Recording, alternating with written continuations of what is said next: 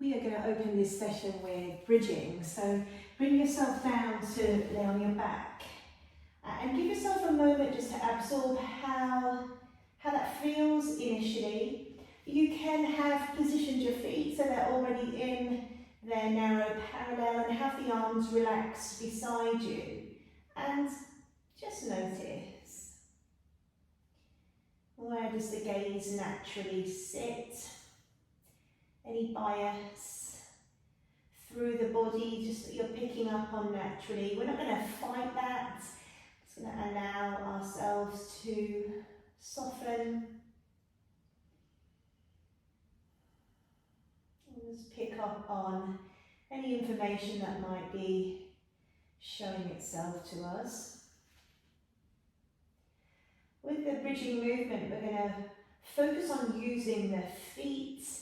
That idea that in doing so we're going to be engaging the legs and really using them as our pillars of support to create that space in the spine. So you'll initiate your movement by feeling the feet, grounding them, almost like you're sending more of an imprint of the toes and the pads and the heels into the mat. The pelvis will begin to feel light enough to lift, and as it does, you'll encourage that to happen, encourage that to continue to lift. It also tips, so tipping back towards the ribs. From the top of the movement, if you take a breath in, the exhaling becomes useful in initiating the return, a sense of softening, a widening of the sit bones and a falling back down towards the mat. So grounding through the feet, just picking up on any dominance. The dominance would be really obvious, but you still need to check in there. I'm not really referring to this sort of constant side-to-side movement that you might get. That is just your body noticing what the middle of the feet might be and moving from that. We might pick up on that, but we're not looking to change that. It's really if you find that as you're moving, you really only get a sense of one leg as opposed to both of the legs. Now, also see whether you can gauge, and it is challenging from your viewpoint, that as you start to tip the pelvis and peel and lift, whether you're still managing to move from the back of the pelvis, back of the legs, feet. You might notice that the pelvis itself doesn't tilt with you. So if the pelvis is tilting away, the sensations you would feel that are holding you up are from the front. What I would suggest there, if you feel that the pelvis has tipped back and it won't tip any more towards the ribs at the moment, is that you lower through the chest and wind back from there. You might feel that that isn't a bridge, it is, but we're really looking at this idea of this constant winding back of the side of the hips towards the pelvis. So sensation-wise, again, you're going off what you feel and then making the adjustments according to that. So if your bridge then has to become a little lower, it has to become a little lower. As well as you making more of an imprint of your feet into the floor, you're also making more of an imprint of the upper body into the floor. So again, is that something that resonates with you? Or, in fact, do you feel like your upper body is lighter up and against the floor? Again, make the adjustments. Know that that's going to mean that structurally you're changing how the ribs and pelvis are relating to each other. We'll take one more. Grounding and exhale is helpful there initially. It also helps the torso sink, helping the blades fall back to the floor, and then using the breath in order that we have a breath out to help us return all the way back down towards the mat. Now, once you've landed, we're going to mobilise through the shoulders, so that might mean for you that you'd like to put something behind the back of the head, maybe a towel or a small cushion. Then break the arm arc movement down slightly. So you'll take the fingers to the ceiling initially, to fall backwards. Now, this first handful of arcs, can you just ensure you can still see your upper arms? We're holding here for a moment and then returning the arms back down to the side. So fingers to the ceiling, and then upper arms falling back. You've got the openness through the shoulder blades and the length through the elbows, and then return. If we add the breath, it's an inhale to take the fingers to the ceiling, and then using the exhale for that moment of falling back, and still you're aware of that visual on the upper arm bones. Breathe in. Could you create more space through the back of the armpits? And then breathe out to return the arms back down beside you. So inhaling. The exhale is useful here, just helping you fall back into the back ribs. Breathing in and reaching the fingertips backwards. Find a little bit more stretch in the tissue of your body, of your shoulders, of your arms maybe. It's going to feel different for each individual there. We're lengthening, we're reaching and inhaling. We're not going to be rigid when we do that. It's really aware of what happens through the face, what happens through the jaw. We'll take one more of these.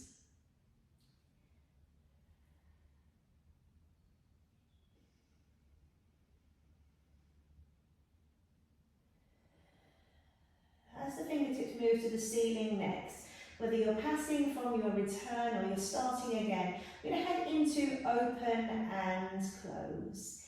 And here we have the hands parting, which initiates collarbones widening.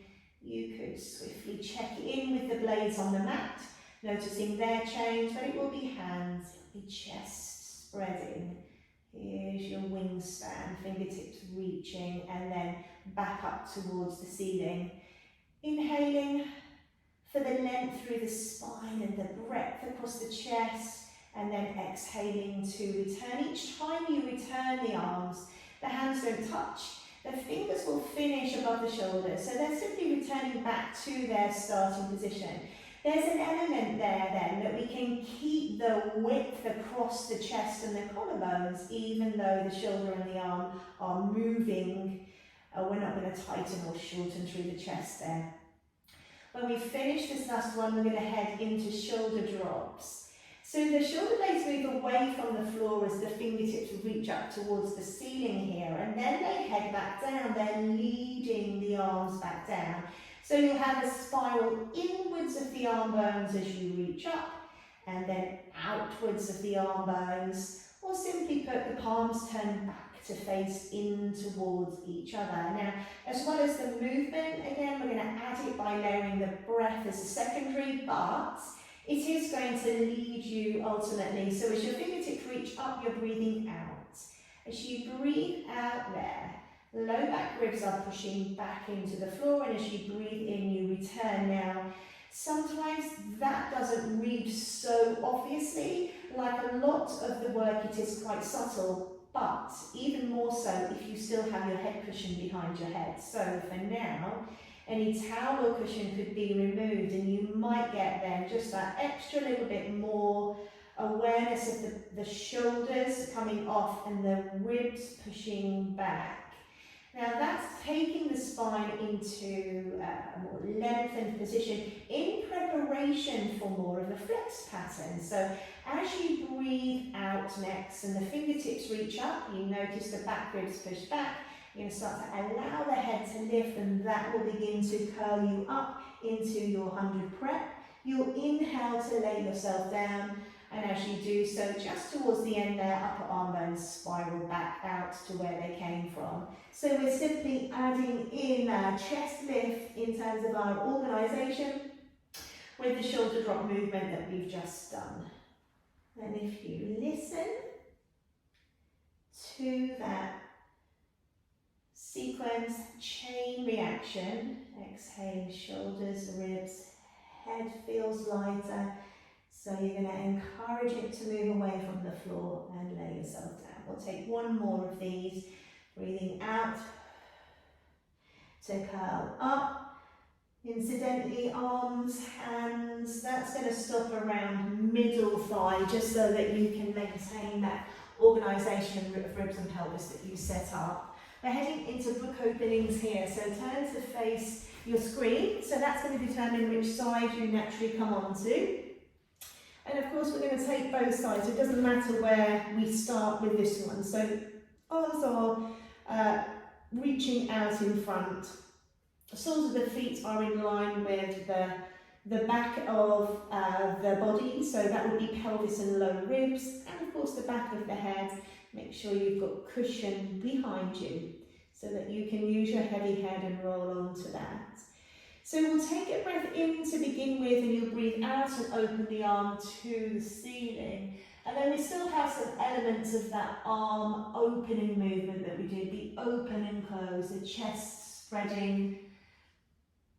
Breathing in when you're open and out to close the arm. So once more, breathing in to organise, breathing out to open, and you're following the hand with the gaze. Collarbone is wide.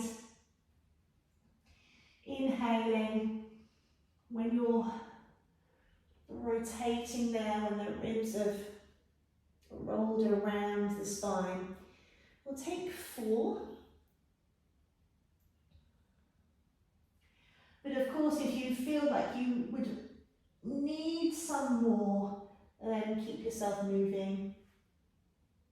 You can go on how it feels, whether you start to begin to generate more of a feeling of ease in some places, and then come round, or you could count your own repetitions and do an even amount on each side, really depending on how everything feels. So organising now for the other side here. Feel free to pause if you want to, so that you can take a few more.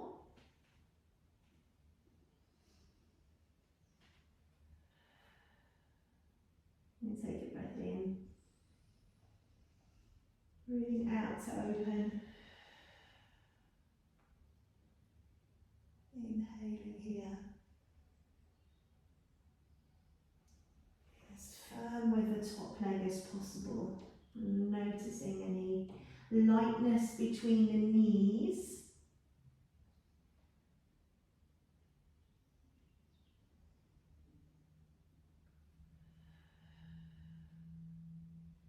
And the last one here.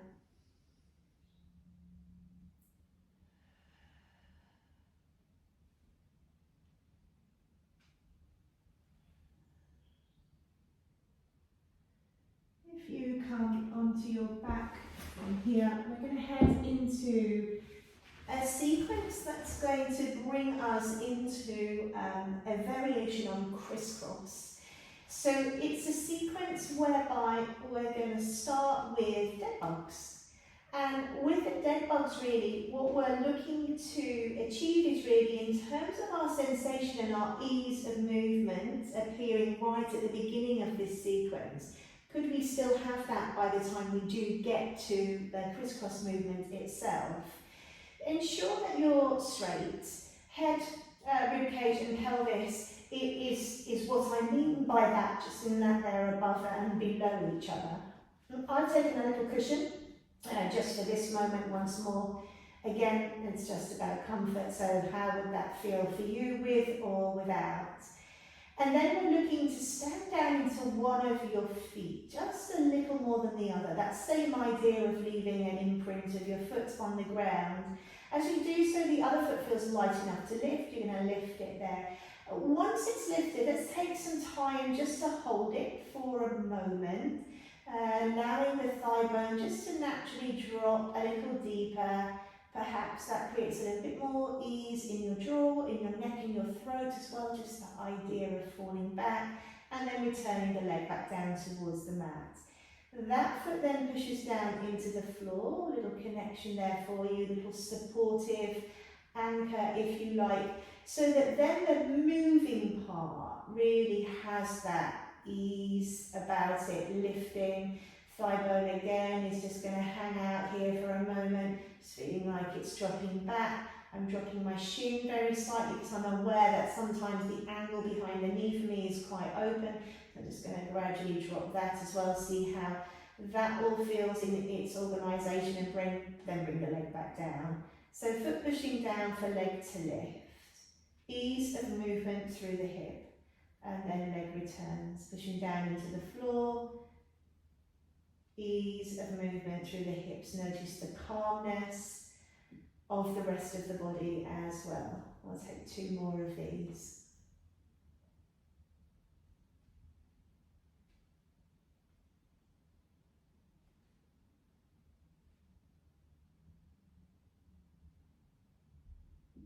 Following on in that sequence, we're going to come into chest lift. Now, we've already done the movement of the spine with the chest lift. Interlace your fingers and take them behind your head. And still we can look at that as a sequence. So starting with the breath. So as you breathe out, the shoulder blades are already hugging onto the ribs. They already have that sense of being off the mat, moving away, elbows will be narrow. The back ribs are pushing back on the exhale, just as they did previously, and you'll curl yourself up. And then as you inhale, head dropping into the hands to lay yourself back down again. Breathing out. Notice what happens to the ribs. You might even tune in more initially to the front ribs, that would be fine. In that initial position, they might feel like they're a little bit more expanded, particularly if you take an inhale into them. And then you'll then notice as you exhale that they start to soften. Encourage them to do so more, and that will be what elevates the head and brings their face forwards. What we're going to add in is the dead bug and the crisscross movement at the same time. So if you stand down into one of your feet as you did previously, at the moment where the back ribs push back to lift the leg, at the top of the movement you're going to change your mind and rotate towards the leg that you lifted. Now remember that we're still looking to hold on to that ease of movement through the hip especially. So breathing out, leg floats, little bit of rotation is added, squaring yourself off, which somewhat delays the amount of time that you're up there for. Rotating, ease of movement, shin, foot, floppy.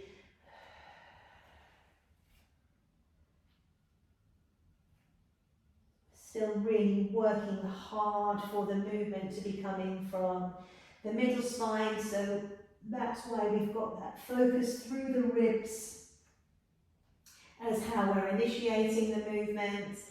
It's much more about the spine curling and the rotation towards the leg, so body to leg as opposed to leg to body. Well done. Legs can stay up actually, so bring them up separately. Hands are going to come to the backs of the legs. If you just slide them up there, and you could now choose to roll onto your sides to come up to sit, or you could roll yourself up there and head into a seated position for your assisted roll up. Now, we are moving into assisted roll up, so once we're up here, I would recommend a little cushion to start off with. It doesn't have to stay there the whole time. Hands are going to be holding onto the backs of the legs. Now, that's not just a place to put them, it's somewhere that's going to help with the length through the spine. The other thing you're going to think about is that real fine hair being pulled up and out of the crown of the head to help create length there through the body. Now the feet are your first point of call. They're going to push down and away from you, and as that happens, the pelvis will respond by starting to tilt backwards. The feet will then draw towards you when they're needed, so that doesn't need to happen too early, and you'll roll yourself onto your back. You'll take a breath in. As you breathe out, the legs go forward, the back ribs will push back just as they did previously, and that's your tipping point to bring you back up to your starting position. Particularly if you find that after a handful of these, you have the ease of movement, then really do challenge yourself by looking at your pace. So how are you in terms of the pace of movement? Is it even? Is it balanced? Do you pick up speed anywhere?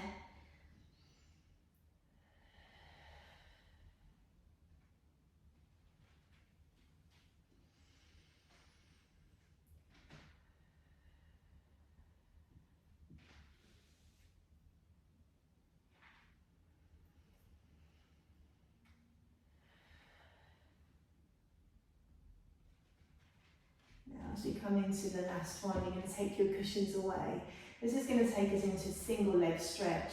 So whilst we come down to the floor in the same way, we're going to use the arm and hands connection and stay up in the curl up. Now, if you've happened to roll down already and you are already on your back completely, then do come back up to your seated position and go again. So that you definitely are using your arms on your legs just to help you find this position in the curl up. Now, you are really aware of the front of the body. It is working, whilst you might feel that the hands and the legs are working and the arms are working a little bit as well. Allow the front of the body to drop, and you'll notice there that the back ribs drop a little more as well. You'll still have some ribs off the floor. You'll definitely have your shoulder blades off the floor. We're heading into single leg stretch where one leg draws in, hand on the outside of the ankle and hand on the knee. We're going to take 2 switches and take a breath in, and take 2 switches and take a breath out. And we're looking for the upper body to stay in that curled position as high as it can. So wherever it was when you first got here, just be aware of it dropping down, just helping you stay through the front of the body. We'll take 2 more here. And as we finish, you're going to draw your knees into your chest, lay yourself down. Hands will stroke back up the back of the legs. Legs will go forwards, and then that will tip you back up to your starting position. From here, we're going to head into Mermaid. So if you bring yourself to your seated position, might be better to sort of mirror your screen, so left leg in front, right leg behind you. That feels okay. And of course, you're going to give yourself some time for the hips to settle. We're not forcing the legs into this external and internal position. We'll set them there and then see whether the pelvis and the torso can rest on top. If it doesn't feel comfortable, please elevate the pelvis. So books underneath the pelvis gives you some more space for the hips to acquire these slightly different positions. We're heading into Mermaid, which means you'll be lifting your right arm if you're mirroring. You take a breath in, and as you breathe out, you're taking yourself up and over, inhaling when you're over, and then exhaling to bring yourself back. So breathing in, fingers to ceiling, that's an arm arc. So you can also apply your knowledge of length through the back of the armpit, length through the elbow.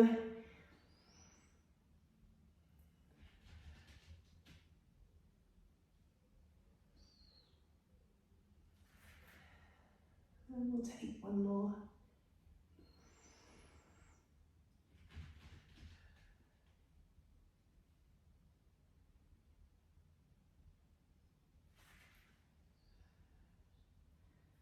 Once you're back, switching yourself around to the other side.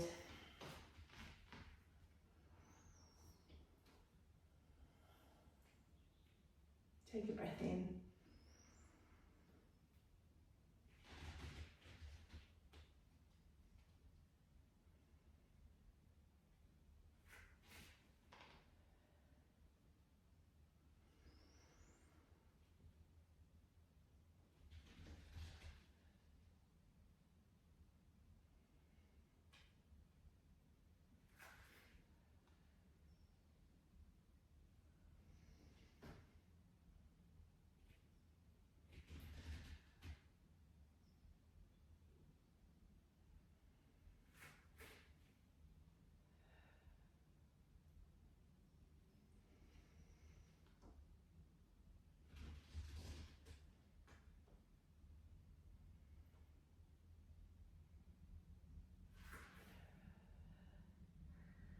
From here, we're going to head over onto hands and knees.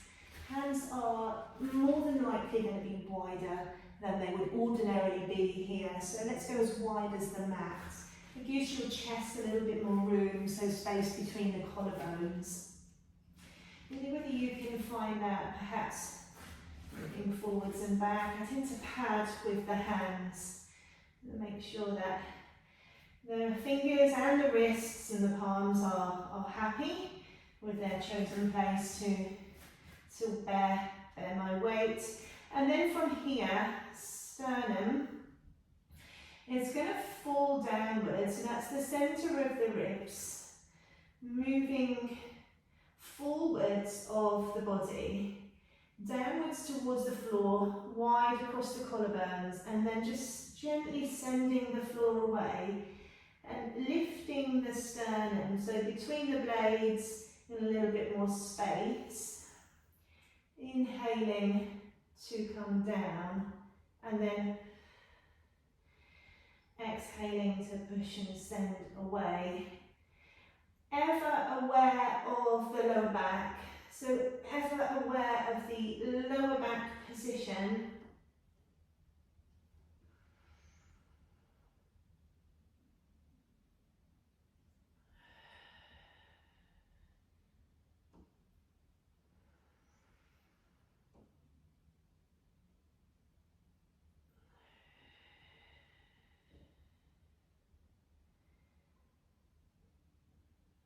And the motion here through hands and knees is what we're going to take forward onto our front, hands beside the chest, or maybe you would opt for a goalpost position. Now, depending on how that feels when you get here, and really I'm looking at thighs, thigh bones and pelvis, so walking those away, how does that feel?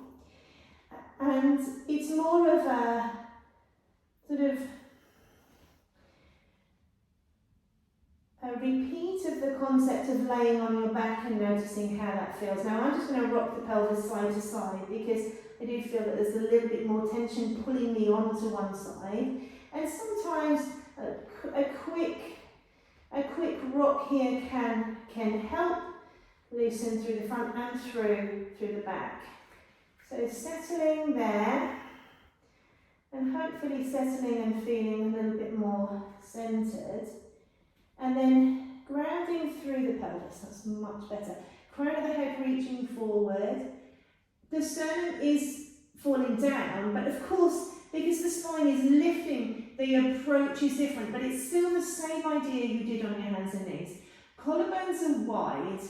Can you feel that the shoulder blades could be pulled back here now? You will have to do the pulling there, which is different when you're on your hands and knees, because of course, when the sternum falls downwards, it places the shoulder blades in this position. So it really is positional that changes that, but it's also a gravity idea as well. So here, you're moving away from the floor.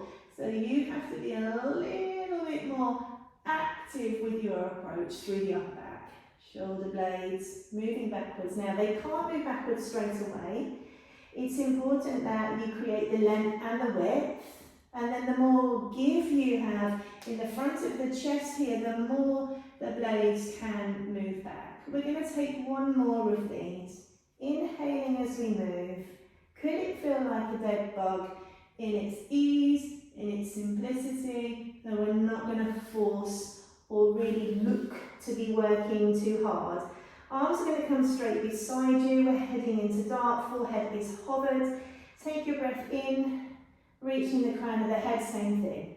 Collarbones widen, and they keep widening so much that you start to feel the shoulder blades drawing towards each other, and then back you come. Inhaling.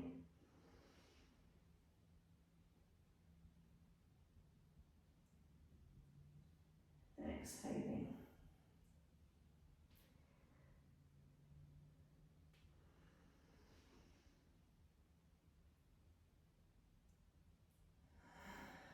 Could it just be breath?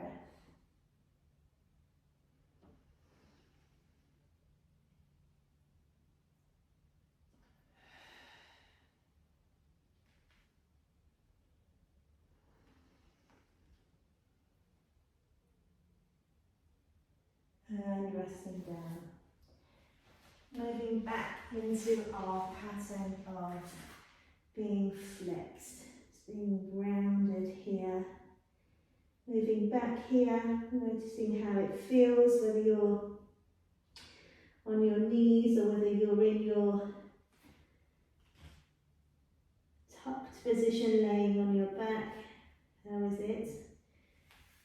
Because we are all heading into some standing roll down land where we're going to lengthen even more, head away from tail. Maybe it feels a little bit more weighty with us as standing on our feet as well, sort of preparing ourselves for that. Might be that you're suddenly now on your hands and knees and you are taking a cat-cow approach to this. Breath will work a treat if you're finding that you have some tighter areas.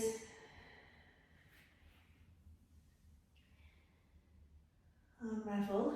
And when you have eventually loosened up and brought yourself back to that idea of being rounded head to tail, we're going to move into our standing roll down. So head, feet towards the end of the mat.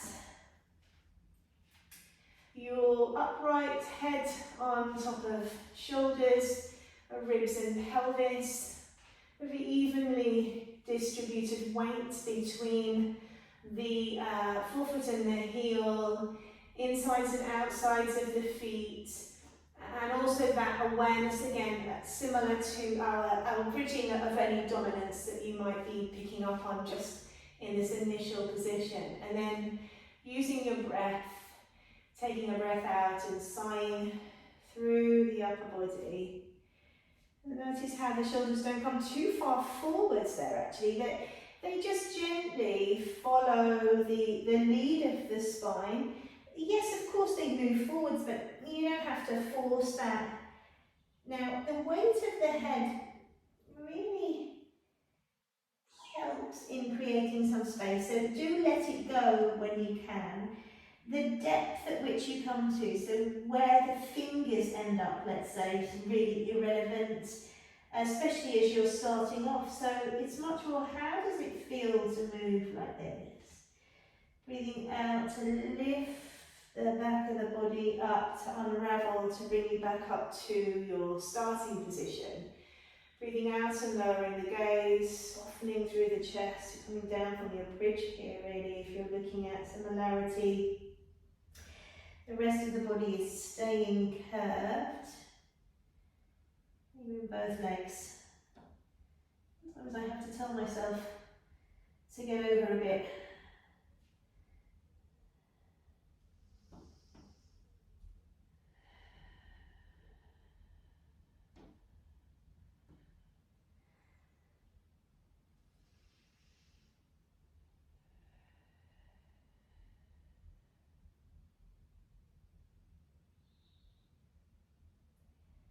At the bottom of the movement,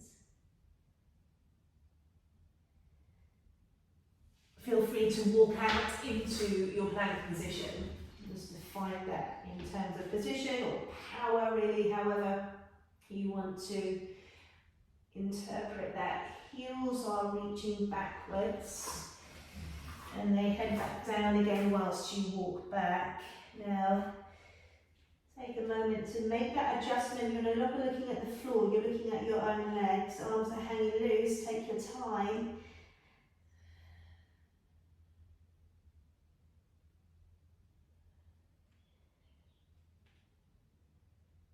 Last one here.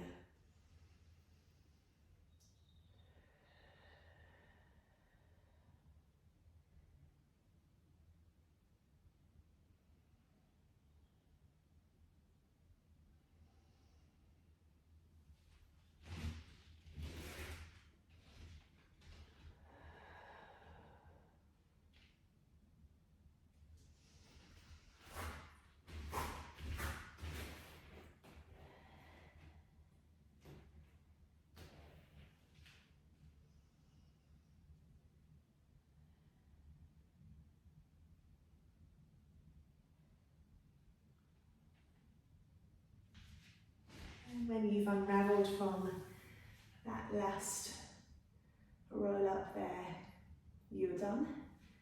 Oh, well done everyone.